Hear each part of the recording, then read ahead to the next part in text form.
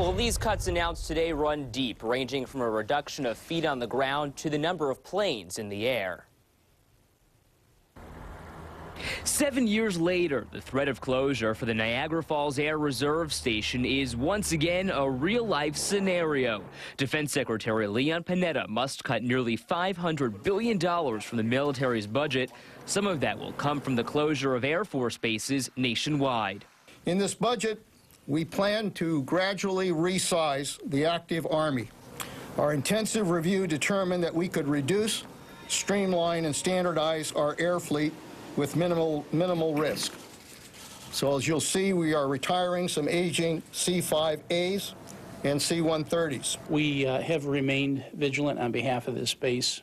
John Cooper, the vice chairman of the Niagara Military Affairs Council, notes this is the only Air Force base in the state. He also says thousands of dollars have been used to upgrade the facility.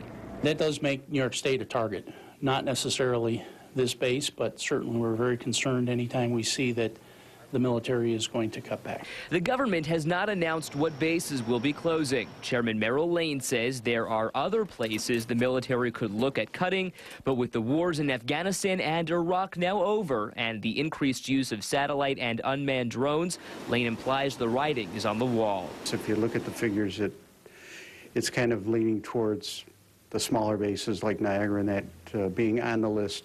The fact is, thousands of people are employed at this one base. If it were to close, it would have a big impact on jobs and be an even bigger blow to the finances of Western New York. Lane says it would be a $168 million loss for the region. Along with losing the jobs, that's a lot of money that goes back into the community that would be lost.